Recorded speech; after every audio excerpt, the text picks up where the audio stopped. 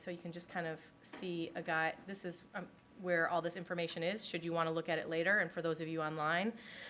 So the first thing I want to tell you about is this, here we are, March 28th, is Doris Summer is coming. Viola Hartfield-Mendez, who's the director of Engaged Learning, is bringing Doris Summer to do a pretext workshop, and then she's also doing a day-long workshop as well. So if you want to learn more about that, definitely click on that, and that's happening, that's this Friday, right? Wow, this Friday and this Saturday.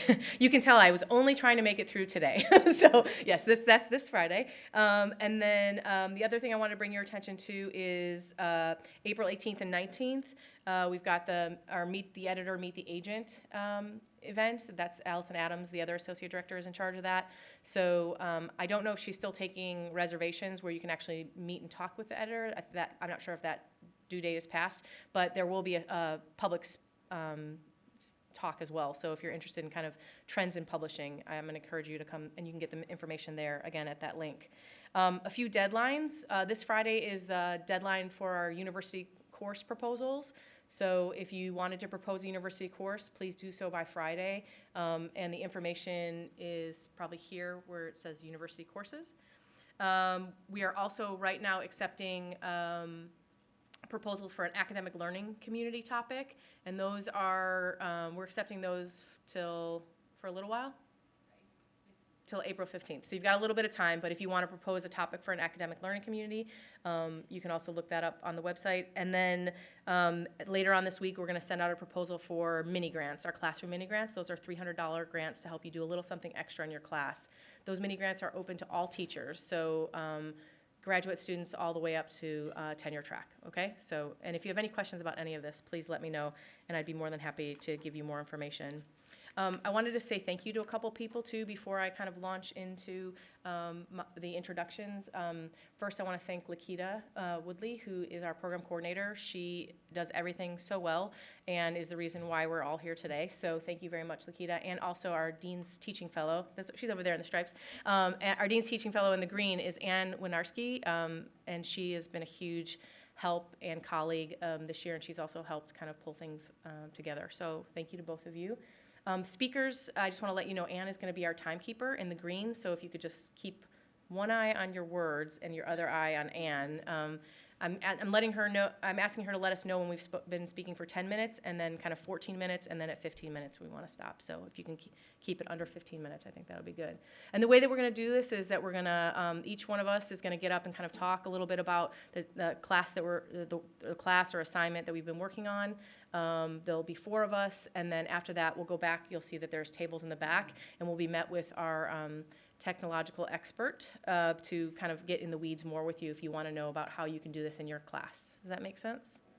Okay, great. So I'm going to introduce everybody all at once, and then I'm going to launch into my PowerPoint. And before I do that, when I have to launch into my PowerPoint, I'm going to need Leah to come up here and show me how to do that, because we have folks that are also viewing us through Adobe Connect. So no, they're over there. Yeah, sorry. So that's part of why I'm having a hard time, because it's the first time I've used it. And hilariously, Tim is going to talk about using Adobe Connect, so it's sort of this meta moment.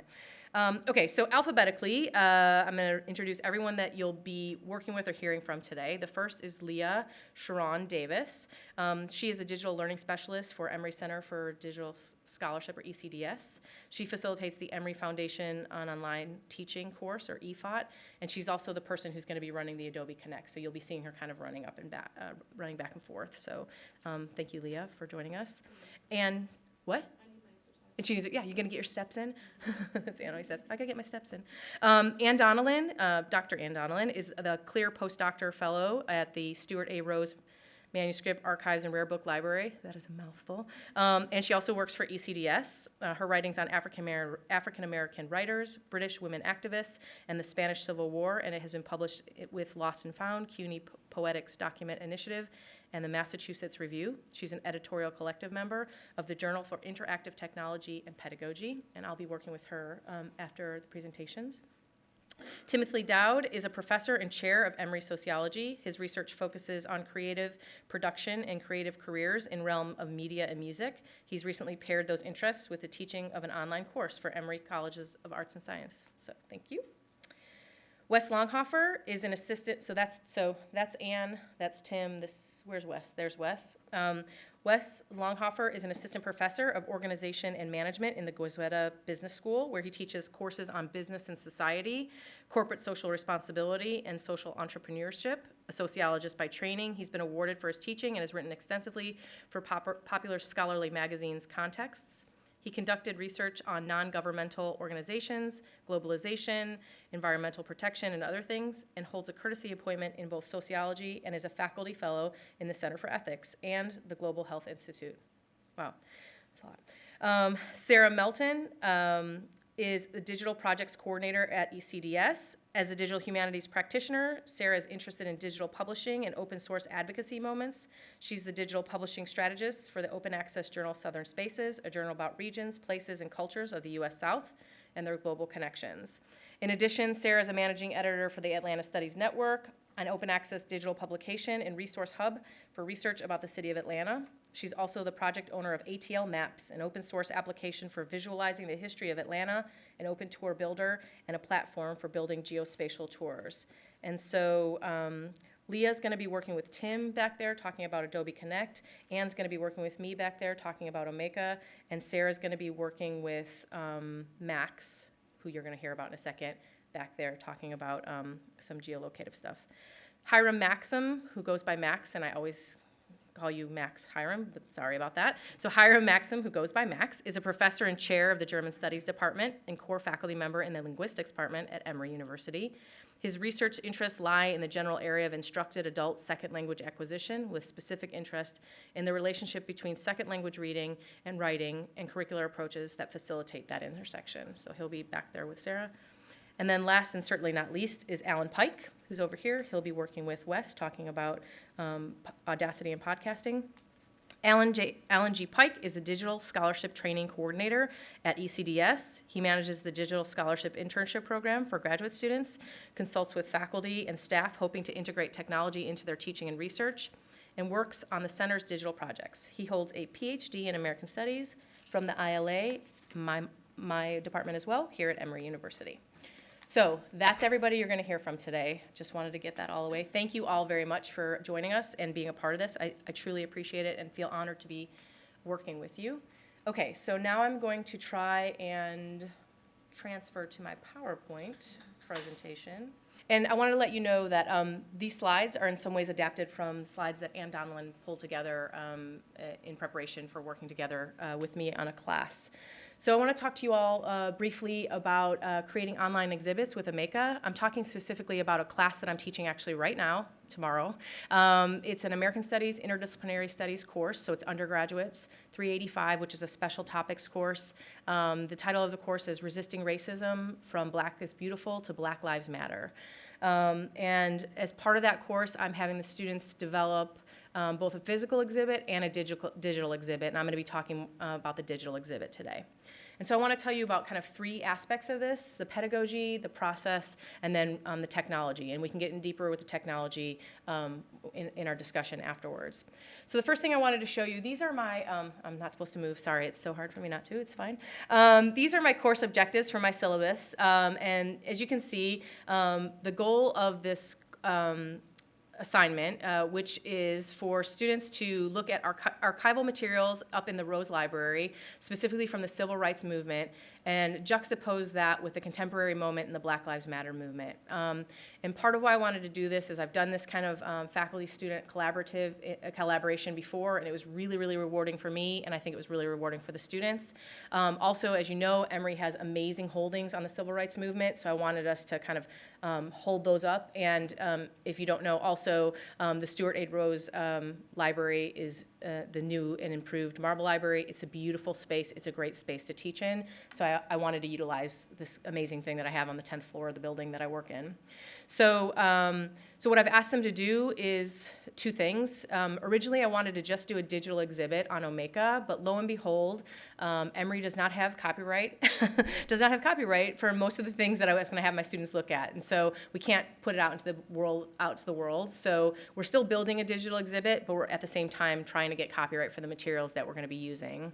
So in the meantime, we're developing a physical exhibit that will be in the teaching and learning theater there on the 10th floor that my students will put together, and that will be done here in the next 4 weeks. So the digital exhibit will continue on. I'll be teaching the class again in the fall, and hopefully by then I'll have gotten some of the copyright so we can actually put it out into the world.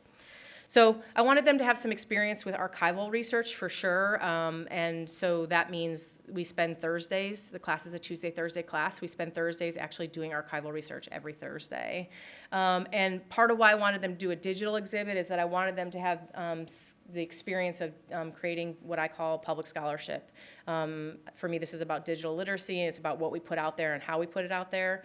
And I also wanted them to gain some experience on how to create, I think many of them have experience on how to create a narrative for a paper, either a short response or a longer term paper, but what I wanted them to do is to start with these materials, these primary materials, figure out what they were finding and develop a narrative from that, okay? In the physical exhibit, it's gonna have to be just 4 to 5 artifacts per panel. Obviously in the digital exhibit, it's kind of as much space as ECD. Well, right now we're using Net, but eventually I'd like to get some space with ECDS's server, as much space as they'll give us. So, and then lastly, obviously to engage the scholarship of both the civil rights movement and contemporary Black Lives Matter movement. So the process itself has been interesting. I mean, first thing that I wanted to do is really create some sort of historical parameters, right? Because we can't just look at everything from everywhere always. So we kind of use the bookends of Brown versus Board of Education up to the assassination of MLK. So we're looking at kind of late 50s to late 60s. It's a little bit arbitrary, but I needed to control it in some way so that we weren't kind of looking at a million different boxes. Some students have found some things in the 70s and 80s that have been interesting and useful. I've let them bring that into the exhibit. But in general, I really wanted to do this kind of comparison to this earlier movement to this contemporary movement. I suggested at the beginning of class some topics or ways in which they should kind of gear their research based on these topics. I gave them 8, and 6 kind of won out because I had the students choose which ones they wanted. The 2 that nobody signed up for was looking at the topic of employment and the topic of housing. So I'm going to put that back into the mix in the fall and see if I can find someone, because I think it's important when talking about both of these movements. I think employment and housing are important aspects of it. But the 6 that made the cut are health, gender and sex, protest tactics, white supremacy, white privilege. Why didn't I write these down? I had the same problem this morning. I'm going to go around the room. What are the other 2? I can't believe it. I'm blanking, but anyways, I'll come back to it. And so the idea is if you're in the health group, then when you come in on Thursdays, you're looking through archival materials trying to find anything about health. And so students have found things, historical pieces about kind of the impact of racism on Black communities' mental health, up to kind of the activism within the Black community around HIV and AIDS here in Atlanta. So that's kind of the span of what they're finding. And then when they find these things, ECDS was generous enough to loan all my students iPads, so that what they do is they find something, a primary document that they want, they use the iPad to take a picture of it, then they use an app on that iPad to then caption that so that I know what box, what folder, what year it is, so if we need to find that document, we can go back and find it. And then they upload it to Box. Each student has a Box folder that they share with me. That's kind of their weekly record keeping, and they get points for that. And then each group has a Box folder as well, and that's where they keep kind of the things that are going to make it to the exhibit. Process continued. So because we don't have copyright for almost everything that my students were going to be looking at, what we did is we worked with Scholarly Communications to develop a letter, and my students then wrote a letter to whoever's work they were using. So that meant they had to write a letter to SCLC, or they had to write a letter to Constance Curry, or whoever they were working with. And in some cases, we've heard back. There's been a couple of folks who have said, yes, absolutely, this is exactly what I want my parents' papers to be used for. I'm definitely going to have to re-up and reconnect with some people to make sure that we get as much copyright as possible. And then I wanted them to practice this technology, and I'll show it to you in a second, but I wanted them to be able to write descriptions, so they did a practice description in Omeka. They had to develop a big idea, which will be the main kind of text for the section on the digital exhibit and also for the kind of section on the panel. And then also they had to work with these what's called Dublin core categories, okay? And this is categories for metadata. It's a way in which we can know where this is coming from and more information about it. And if you want, we can talk about it more in the back. Okay, so why would I do a digital exhibit? There's a couple reasons. I mean, first, it's accessible to everybody, and that's why I want to really continue on with it in the fall. It's easy to search, so if someone, in Kansas is doing similar work, they can search through this exhibit and maybe find some artifacts that will then pull them to Emory to do more research. It preserves both the exhibit, so we'll have this physical exhibit, which is great, but like the last physical exhibit I did, it's in my office right now because there's nowhere to put it. So if we have this online exhibit, obviously it can live out as long as there's storage. It can live out in the world. It also preserves objects that might be a little bit fragile, right? So papers, maybe letters, these kinds of things. And then lastly, and this is really important to me, it gives students skills in developing kind of public-facing, public scholarship stuff, and which then can be part of a portfolio or is a great thing to talk about in an interview should they go on to graduate school or to a job. Okay, so how do I show these quickly, and how am I doing on time, Ann? I have 8 minutes left? No, you're at. I'm at 8 minutes. Okay, great. Donna, could you just say how many students and how many in each group? Yes, so I have 19 students. The cap was 20, but whatevs, I just didn't get 20. And there's 6 groups, so 5 groups of 3 and 1 group of 4. So the gender sex group is 4, and then the others are 3. And I have 1 first year, and then the rest are sophomores, juniors, and seniors. About third of them are American Studies, Interdisciplinary Studies majors, which is more than I've ever really had. And then the rest are just from all over the place. Yeah, great, thank you. Okay, so this is an example of a really nice exhibit on Omeka. So this is much nicer than what I'm going to show you mine, but I just wanted to show you the best of the best. And what this is you'll see that this is actually a whole collection of histories of Greenwich Village in New York, and then they have all these different exhibits. Right? So I'll show you in a second what mine looks like, but mine is basically just this one exhibit, right? Mine is just one piece. So if there was some collection of exhibits on the civil rights movement or collections of exhibits on Black Lives Matter, then my class exhibit could be a part of that. But for my class, I'm just doing one exhibit. So let me see if I can show you this really quick. Okay, so this is an example. This is my class one, right? Okay, so we've got the header, and then here is the exhibit. Let me just see where. Okay, so let me go back to this because this one has everything. There's kind of 4 parts to every that you want to think about when you're using Omeka, right? There's exhibits, which I've explained. There's collections, there's items, and there's tags. So this is an exhibit. My class is an exhibit, right? Now, if you look at the Greenwich Village one, they have collections. I'm not using collections because everything we're using is coming from the Rose Library. But you'll see, Greenwich Village, for this whole big archive, they've got stuff coming from NYU's archives. They've got stuff coming from special collections, the library. So they've got a lot of different collections. The reason why I didn't want to use collections is because an item can only live in one collection. And I didn't like the finality of that, right? So let's say I continue to do this and I start to get some stuff from other libraries, then I might think about creating collections and have a Rose Library collection. But for now, it didn't make sense for mine because everything's from the Rose Library. So here's our exhibit. You have, again, exhibits, collections, and then you have items. So an example of an item would be, so this is my policing group. This is an example of an item. Okay? And this is actually a letter from a police chief to his police officers in Alabama from 1969 saying, actually, we're here to protect all citizens, and so that's something we need to start doing. So you can see this is the Dublin core. These are categories that let you know kind of where this is from and what language it's in, that kind of stuff. And the other thing is, if you look at the Greenwich Village, if I go back to items, There's also something called tags, right? And what tags are metadata, right? It's something, it's usually words or phrases that tell you more about that item.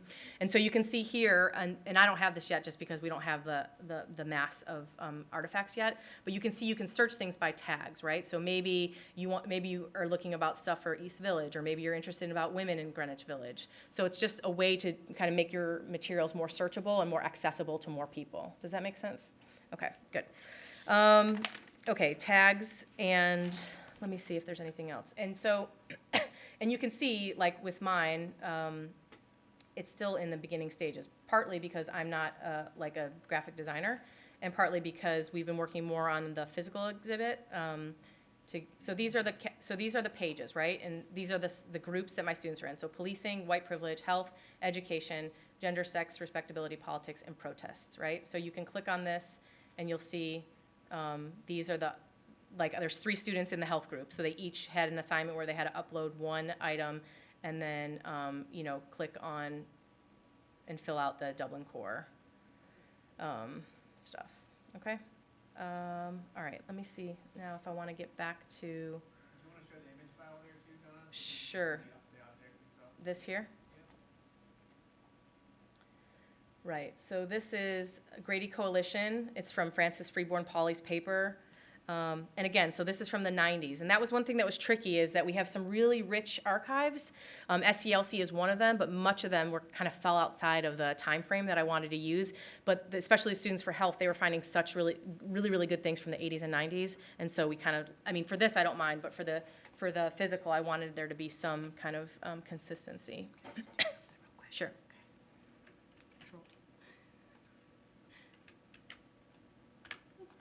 I'm not sure, it's not public, so I don't think they're gonna be able to see it. Oh, okay. But I can, if there's people who wanna know. So people who are watching, it's not public, but if you send me an email, and my email will be on the slides, I can add you to it so that you can look at it. But because we don't have copyright, it can't be public, because I don't need lawyers knocking on my door, even though I actually live with one. So if let me see if there's anything else that I need. I have some further resources, but we can talk about that, and if anyone wants these slides, I can share them with you to help you if you want to kind of get in the weeds with this. And then again, Ann and I will be in the back to talk more about it. I think that's, how am I doing on time? Done? 1 minute, perfect, okay. So I'm just gonna stop there just so you get a sense of what it looks like and what I'm trying to do. Okay, so I'm gonna close, should I minimize this? Okay, great. So how about Tim? You want to start us off?